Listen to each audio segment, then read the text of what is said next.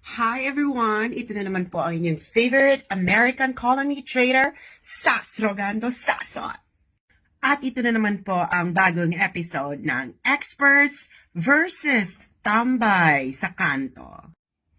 Bilang isang tambay po sa kanto, ako po ay nagtatanong dahil ako ay nagtataka. Kaya kung ikaw ay nagtataka, dapat ikaw rin ay magtanong. Ang sabi po kasi ng expert na si Jonathan Malaya na National Security Council Assistant Director General ay pinag-aaralan daw na iban ang TikTok sa Pilipinas because of its national security implications. Bakit daw ito may national security implications? Kasi ganito po daw, babasahin ko ang eksaktong sinabi ni Jonathan Malaya. Sabi ni Jonathan Malaya, ang may-ari po daw kasi ng TikTok, ang mother company na ByteDance, is a Chinese company.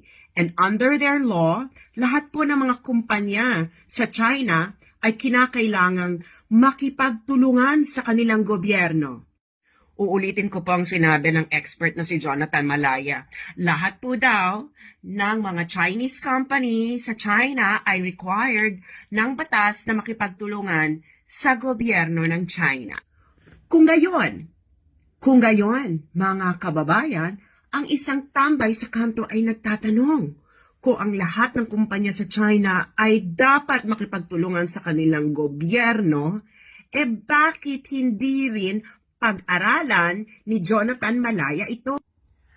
Noong August 12, 2023, ang kumpanyang BYD ng China ay nagkaroon ng deal with Ayala para magbenta ng mga EVs or electronic vehicles in the Philippines. Uulitin ko, noong August 12, 2023, ang kumpanyang BYD ng China ay nagkaroon ng deal with Ayala to sell electronic vehicles in the Philippines.